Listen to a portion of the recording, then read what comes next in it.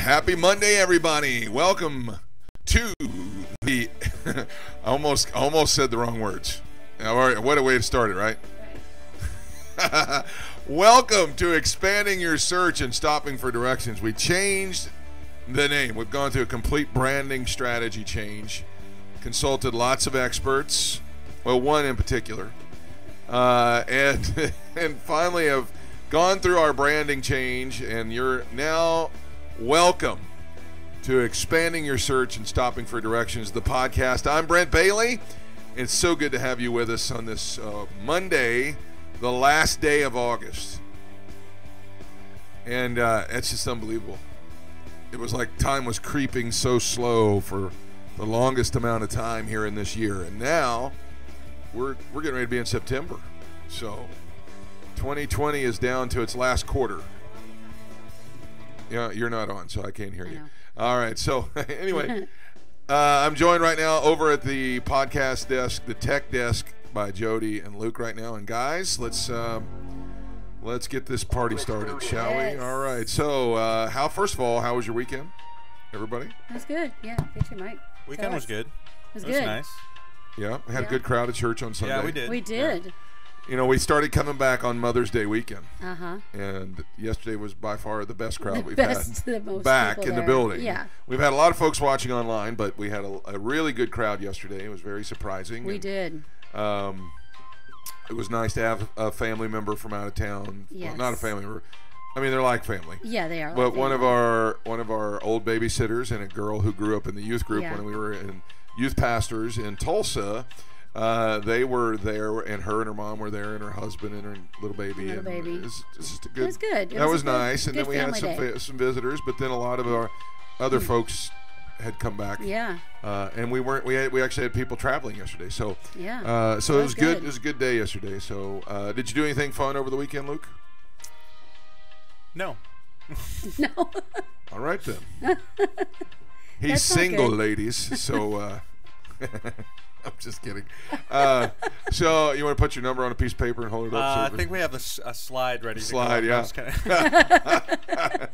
All right. So, but Jody, you did something fun. Yeah, I went to the beach. Yeah. How was that? It was great. Was it crowded?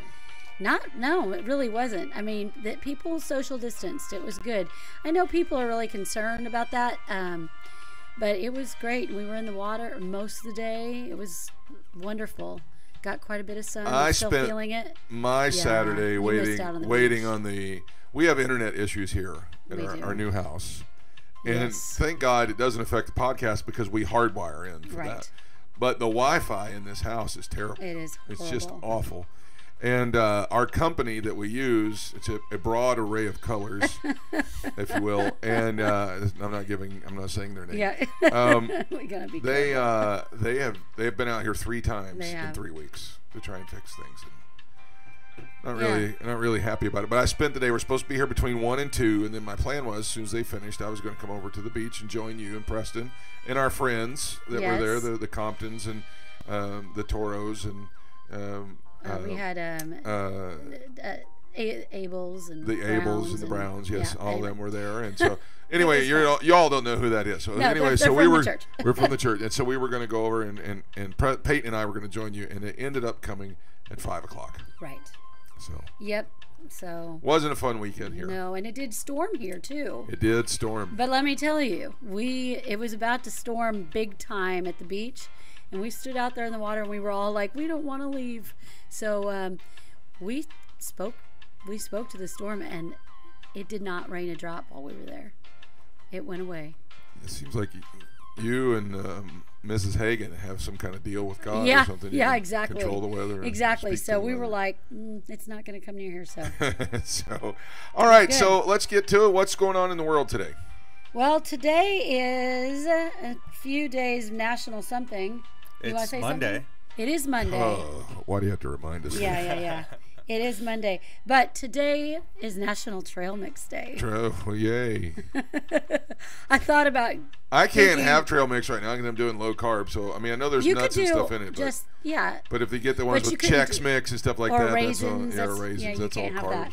So National Trail Mix Day. You can't have raisins? Well, It's all carbs, man. it's sugar. Oh, true. Yeah. Grapes are really Yeah. sugary. What Yeah. about watermelon? It's carbs. And you can't put that in Fruits trail are mix. very carb heavy. Man. They are. So- No grapes. I love They're Nothing good like for you. that. They're good for you. They got are. vitamins and stuff like that. But They are. they really tell you to watch that on your carb. intake, so. Today's also something that you would call yourself National Matchmaker Day. I am one of the best. And people can Yeah. say whatever they want to.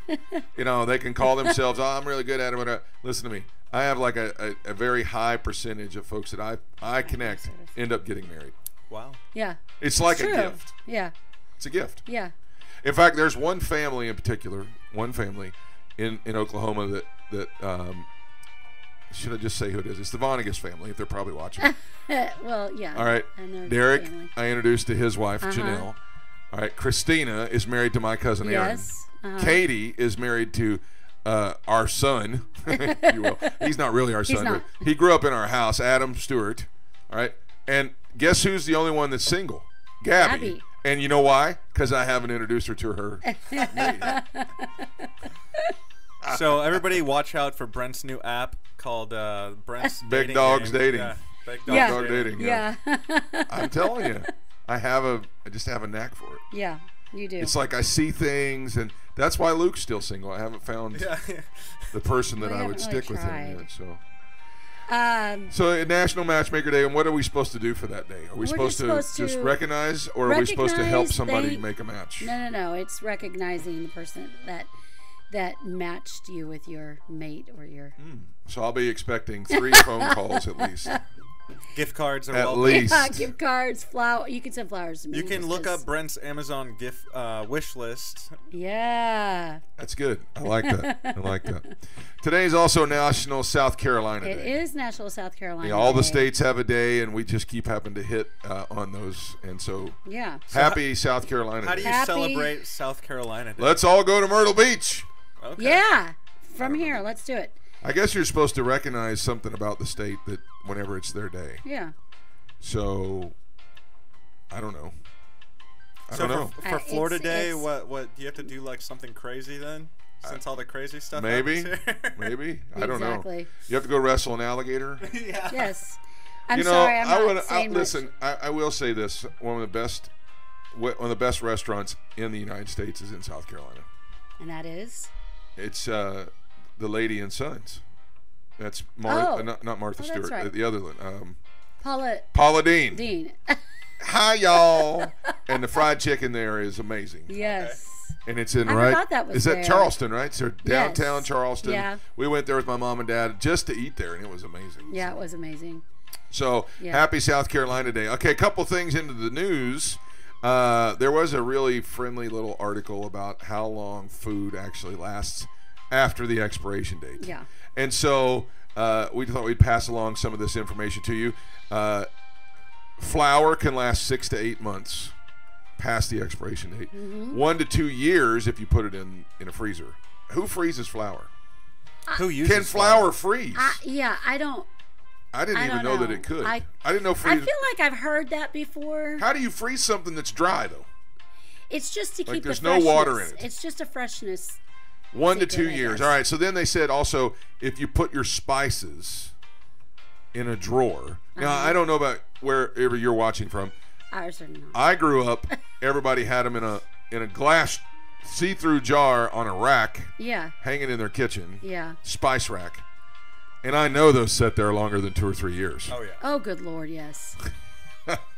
And people just went over and grabbed it and made it. Yeah. They're saying that you need to put them in a dark spice drawer, and they can last 2 to 3 years. That's interesting. Here's the test. Now, don't ask me why I'm saying all this. Somebody needs to know this today. The test for whether your spices are good or not is the smell test. Okay. If It's you also take a it test out, for COVID. So. Which that's true. That's how you test for milk. Which remind me, we'll come back to milk in a second. If you pull out the spice and you open it and it doesn't have the overpowering pungent smell that most spices do when you have them in that little bottle, then they're not good. Interesting. Just learned something, didn't you? Yeah. There's probably a lot that in our cabinet that we probably need to smell. Without a doubt. On the milk jug, the little circle that's in the side of Right. when it pops out, your milk's gone bad. Yeah. The what? There's Okay, a the circle circle- that's an indention. Uh-huh. Go ahead. Yeah, that's what you're explaining. it. Indention Uh-huh. in the jug. And after your milk, I guess, goes bad, it starts to It collects emit air. gases. Yeah, and- gases. And it pops the little out. thing. And when that pops Look out, for the circle. that's how you know your milk's gone bad. So Yeah. if you're not, like Jody sometimes has it, like, I don't know, here, you smell it. No, I don't want to smell it, you smell it. I am. We go back and forth We like do. that. And And it's I like, have- I don't know if it's good or not. Yeah, I have a major paranoia about Yeah. things About going bad bad. So Yeah. if the Bad circle's anything. popped out, that's a bad thing. Yeah. So, and then No idea. That's yeah. a good one. Yeah. that is a good one. It It's is a a little good one. something you can use. Exactly. So look at your milk jug. If its circle is still in, it's good. If it's popped out, it's bad. All right. So, all right. So let's do this. Question of the day. Down below, is your milk good or bad? in the Yeah, refrigerator go right now? check Do you your have milk. If you had bad milk, and if you do go and look at it and it's bad, and you stick it back in the refrigerator, something's wrong with you. Shame on Yeah, you. shame Just go ahead and dump it. All Yeah. right. Is your milk good or bad right now? All right, one more thing, and then we'll get to our guest. This is for my son Peyton, and he's not watching because he's at school. But most folks are very familiar with the big lawsuit right now between Fortnite and Epic Games. Yeah, And they are. Apple, the App Store, and Google, the Play Store. And it's all about a monopoly, and there's rules and regulations and all kinds of stuff. Fortnite's one of the biggest games to be downloaded on the App Store in the history of all of them. That company, just from that one game, made $16 billion with a B last year. Surprised. All right. Whoa. Yeah. I'm not. Now, surprised. not all that's from the App Store, but anyway, they are in a lawsuit because of a disagreement on how they can sell in-app purchases. All right, and now Microsoft has joined the battle and is siding with Fortnite. So now we have Epic Games and Fortnite, and Microsoft that is now looking to sue Google and Apple. So we have four gosh. of the biggest companies in the United States going after each other right now. Wow. Isn't that crazy? Totally crazy. In That is other crazy. tech news, this is also for Peyton. Walmart has now joined the negotiations to purchase TikTok. Yes, they have. Saw that on the Okay. news. So it would Yeah. be going from a Chinese corporation that's spying on people, allegedly, to the most American company in the world. Exactly. And I guess it won't be called TikTok anymore. It'd be like TikTok. If Amazon buys Wall them, talk. yeah, something. Wall talk. Oh. Clickety clock. So there's another question for you. If Walmart buys TikTok, what would be an acceptable red American Name and name to change TikTok to? Oh, that's good. All right, so we want to hear from you. Yeah. Click down at the bottom. Let us know what it is down there. What is your thoughts on the new name for TikTok if Walmart purchases them? And They probably keep it TikTok, right? yeah, but why not? Probably. Let's have fun. Yeah. If Yeah. Walmart change it, Yeah. do you call it Sam's Watch? Aisle 3. Aisle 3. Okay. Blue light special. Yeah. Yeah. Super TikTok. I mean, you know what I mean? Yeah. Super TikTok. Oh. Neighborhood market TikTok. I don't know. Lord. Yeah. I'm making up bad jokes now. But anyway, if you have a thought on that, let us know below. Who do you think is going to, if Walmart winds up with it, would be a good name for TikTok? All right. Yes. Click the share button right now because we have a great guest for you today. Yes. He is a great friend of ours. I've been over to see him overseas a couple times. He is a missionary to East Africa. Now, when I went over there, I found out why the term Africa hot. I know why it's called that because it was very hot there. And we went to Kenya, and it was one of the most life-changing experiences for me. I got to teach in the Bible school there for 6 hours a day for a straight week. I went on safari while I was there. I stayed on the Indian Ocean. It was one of the most beautiful places I've ever seen in my life. And it was just such a cultural, enriching experience, but then it was also a very spiritual experience for me. This gentleman is the director of that school and that ministry there. He is also a instructor at RHEMA Bible Training College in the United States, and has also been an instructor, or is the president and director of RHEMA Bible Training College in Mombasa, Kenya, and the main offices are in Nairobi. And he is just been a great friend of ours. We got to know him when I was working at RHEMA in Oklahoma, and he was the IT director. And you know, I don't know how many of you ever have to deal with IT people, but they're usually very serious. And every dealings that we had beforehand, I always thought that he was just so serious and so, you know, very, you know, focused like a laser on what he was doing. Then I got to know him, and I went over to overseas with him, and he was just one of the greatest guys, and has a real heart for people, a real heart for the ministry, and a real heart to help people become who they're supposed to become. And I want you to welcome to the program today my good friend Vidar Ligard. Vidar, how are you? And welcome to the program, sir. Well, thank you so much. It's great to be here with you, Pastor Brent. Doing real well. Yeah, and now right now you're in the States. You're not overseas. And has COVID had something to do with that, or is it just a normal break right now? No, it's traveling has been more difficult this year, and Kenyan airspace has been shut down, so it hadn't been possible to even get in or out. So everybody had to pick one side and stay there. That's a good way to say it. Now, originally, you're from Norway originally. Now, have you been able to? You haven't been able to go there either and visit any family or anybody that's there. We visit everywhere on Zoom. Yeah. So yeah, Zoom yeah, is. we've been in Oklahoma for several months now, so we got cabin fever. hey, that sounds familiar. Yeah.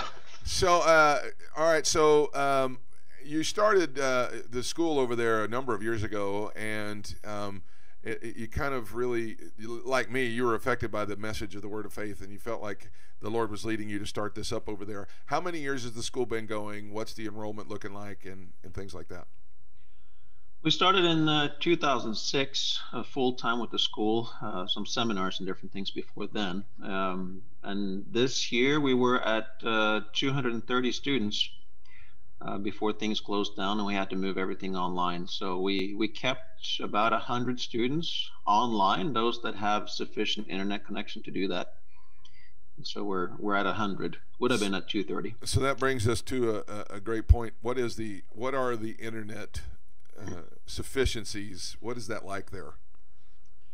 Well, right now I'm in Tulsa, and I had better internet in Nairobi and do at the office in Nairobi than I do here at the home in Tulsa. So I'm not sure which city that speaks more about, but it really depends on where in the country you are. If you're out rural, it can be very challenging, very difficult. But in Nairobi, it's a hub. We had fiber to the home in Nairobi. Is that right? Wow, I know when I was in Mombasa, staying at the hotel there, which, by the way, folks, it's not at all what I was expecting. I was expecting, I'm going to Africa. I'm going to be staying in a hut and dirt floors, and this is actually, these were really both of the hotels very nice. I noticed that the internet, though, sometimes would drop. It would be on for a little bit, and then it would drop for a while. It was kind of like the internet here at my house. But where are you finding the students are at? Are they being able to jump in? Okay. Yeah, so the urban students in Nairobi, about 85% have been able to switch to do school online. But then at the rural campuses, only 30% can do it. So, there's a lot of students out there in rural Kenya that can't go to school this year. So they're anxiously waiting for next year. Now, one of the cool things that I thought about when I was there both years, I noticed that you actually have members of the Maasai sitting in the classrooms. And for those of you who don't know what we're talking about, the Maasais are the very famous pictures when you see folks in Kenya or Tanzania, or they usually wear like the brightly colored, what's the right word there? Garbs. Is that what it's called? Okay, it's a garb. And they are the ones that kill a lion to pass the manhood test and things like that. And when I was there this last time, I think there was about 8 or 10 of them sitting in the classroom. And that was really cool to see that you're making an impact even into the tribal areas. Yeah, we've been able to reach a good number of them, and one of the families that is involved with us and the school there, they're very influential in the tribe. So it's been a good thing for us and for them. We've been able to help a whole lot of people there. Well, that brings us to this the one of the reasons that we wanted you to be on today was to talk about your book. You have a book that is available on Amazon right now called "A Fork in the Road: Choose Poverty or Prosperity," and this is a book that has helped lots of people, especially the ones that are sitting directly under your ministry at the school and around the world. But what led you? And first of all, let's just talk a little bit. What is the book about? I know that there's a subtitle there that probably explains a lot of it, but give us a small synopsis of the book. Yeah, sure. So the tagline there is a practical guide to winning at life. The Maasai tribe, they surround the Kilimanjaro mountain, and I actually got to climb it in January of this year. Been to the foothills many times, talked to many people there, and it's a mountain. It's 19,000 feet. It took us 5 days to go up, 2 days to go down. So it's a bit of an endeavor, but it's something that anybody can do. You don't have to be particularly well fit. You don't need climbing equipment. You need to prepare a little bit, but anybody in reasonable, decent health can get to the summit of Kilimanjaro at 19,000 feet. All right, so I'm doing it. I'm going to do it next time I'm there. Then, right? We're going to make that. Yeah, happen. Sure. Yeah, okay. Just carve out an extra week, and we can go up there together. I know that we flew over it, and I took pictures of it. I have it on my computer. I look at it all the time. So anyway, go ahead. I'm sorry. Place. It really is. It really is. Well, the principle from that mountain is, we talked to a lot of people at the foothills, and they can give you some of the principles of how to climb. And it's the same with success in life. It's a particular path. It's a particular road. It is well trodden. It is well proven. But most of the people that live in the foothills of Kilimanjaro, they're not willing to do what it takes to get up there, even though they know how. They know who the guides are. They know all the principles, and they can tell you about it, but they haven't been there. And I found out that it's so much similar to a lot of success in life in general. It's available to anybody. You don't have to be somebody special. You do have to know a few things about the principles, and then you have to be willing to do what it takes to get there. And so that's the synopsis of the book in a real simple analogy.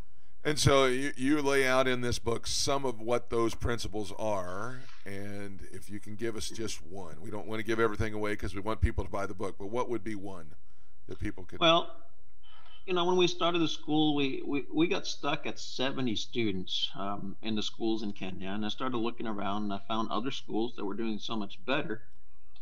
And you start imagining, well, I wish I could be a director of that other school over there. And you start, daydreaming about different things. And then one day it dawns on me that if you take the director of one of those other schools there that are doing better than what we were doing, I realized that our school in Kenya would grow. And if you place me over one of the other schools, I don't know that I could come up with a 5-year plan for how to grow that school further. I would just put it in maintenance mode. So one morning I looked in the mirror and I realized I'd found the problem. It was me. So one of the principles to success is that circumstances around us, yes, we can't control every single circumstance, but in general, the general life situation that we are in is not a result of upbringing. It's not a result of teachers we had or parents we had or economic condition where we started.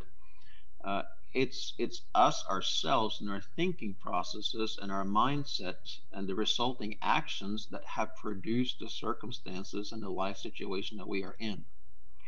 So if we don't like the life situation we are in, there's good news and bad news. The good news is the reason is in the mirror in the morning. The bad news is that the reason is in the mirror in the morning. In other words, it's something that we can do something about, but we have to stop looking everywhere else, and then we have to do the hard work of doing personal improvements to our own thinking processes and habits in order for us to grow further. And when we do, then success is attainable for anybody.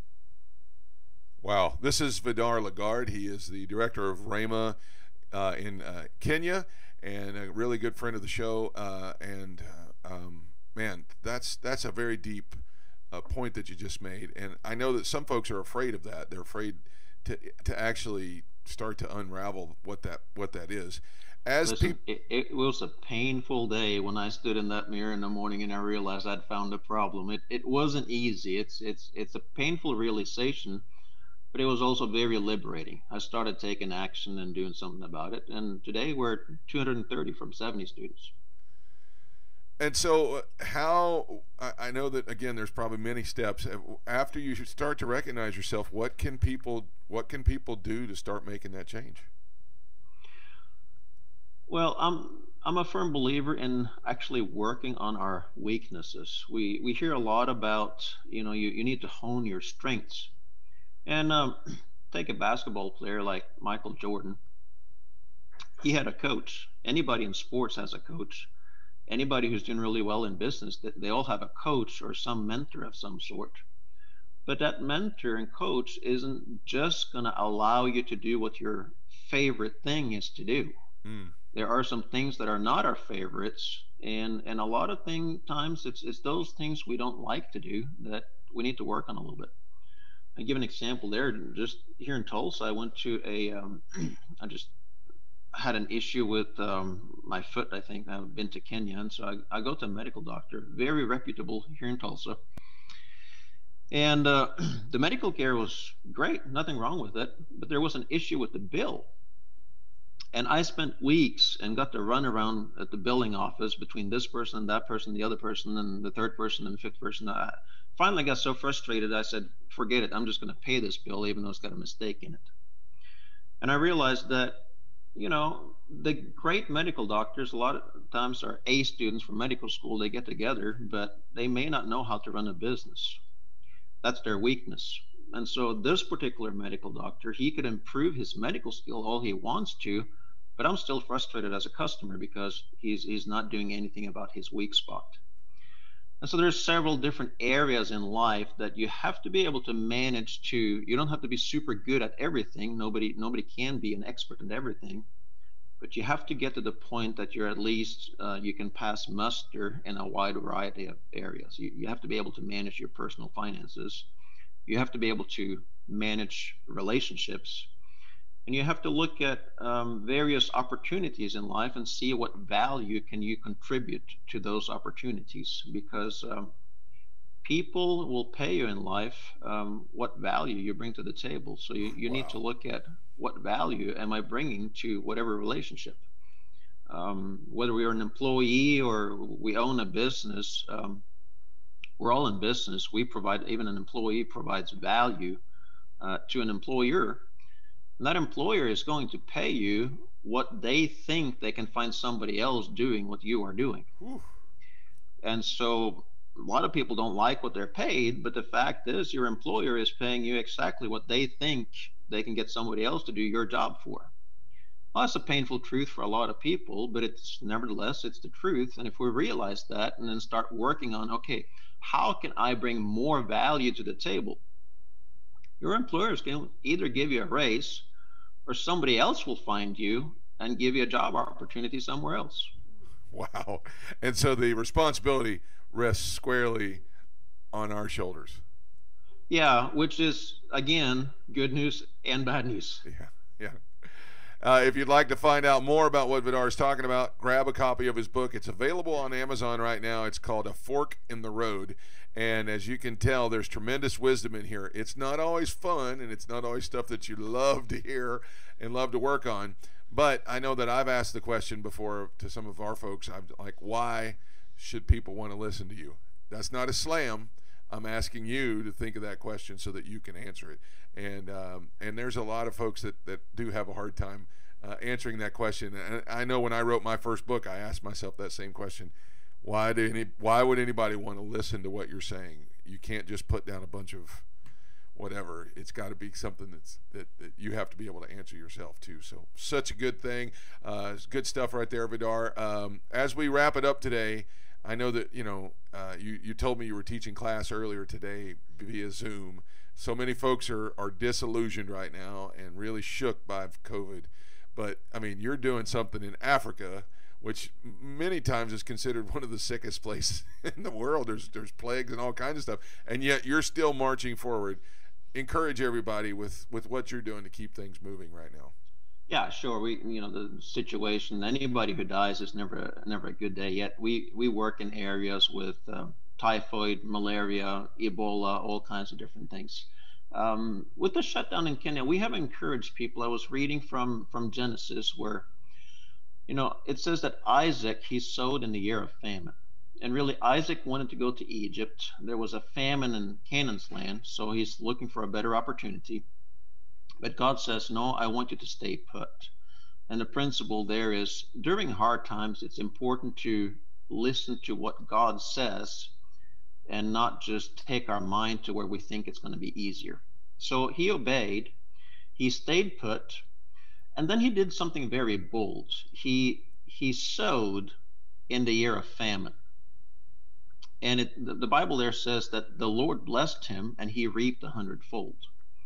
Now, there are plenty of biblical stories where people gave to the church, they gave to Melchizedek, they gave to the priest, they gave to the work of God. And that's good. That needs to be part of it.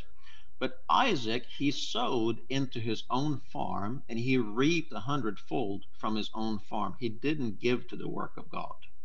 And I would encourage everybody, in whatever problem we're in, look for the opportunity in the middle of the problem, because every problem has a solution. And if you find that solution, and you have found the opportunity of what's going to bring you out of that problem. And so look for opportunities, business opportunities, for what can be done in the middle of all this. I know a lot of our people in Kenya have lost their jobs, but they have done this exact thing. Found new employment, maybe in a different industry. Many of them have started businesses, found something to put their hand to do, because the Lord will bless what we put our hand to do. And we've seen lots and lots of families come out of this thing just by this little simple principle here. Take some persistence, some determination. And we've seen several just grow new businesses and get to the point that they're hiring employees in the middle of all this. Praise so God. I would encourage people that don't look at the problems. There's always going to be problems in life, but look for opportunities and look for solutions and keep on moving forward. Amen. Man, Vidar, that's so good. Everything you said today was so perfect and right on. Again, folks, if you would like to get a copy of the book, jump on Amazon and get it, A Fork in the Road. If you'd like to reach out to Vidar, right there it is, it's safarimission.org. You can actually get with them on Facebook, YouTube, Twitter, and Instagram at Safari Mission. Man, they post really good updates and really some really cool pictures too, because I mean, come on, they're in Africa. It's still one of the best trips I've ever done. Went on safari and got to see, all the big five. So, man, thank you so much for coming and being on the program today. I look forward to, doing some more stuff with you and one day getting back over there. Thanks for having us in, and we would look forward to having you come back out to Kenya. Oh, it's a done deal. It's going to happen. Give our love to Catherine and the kids, and tell everybody at the school we said hello, and we'll talk to you soon. Sounds good. You have a great one there. All right, you too. That's Vidar Ligard, the director of RHEMA Kenya, and a really good friend of ours, and we're really glad to be able to brought him to you. All right, coming up Wednesday on the program, I'm going to start the first of 3 shows with relationship expert and marriage guru Tina Conkin. It's going to be the first of 3 shows of something new that we're calling Absolute Direction. You'll want to show up for that. That'll be this Wednesday, Friday, and then on Labor Day. So you'll want to be here for that. Have a great rest of your day today. We love you guys so much. I want to thank Jody and Luke for another outstanding show. Thanks to Vidar. And, man, we just hope that you have a great rest of your day. Thanks for expanding your search and stopping for directions. We'll see you Wednesday, everybody.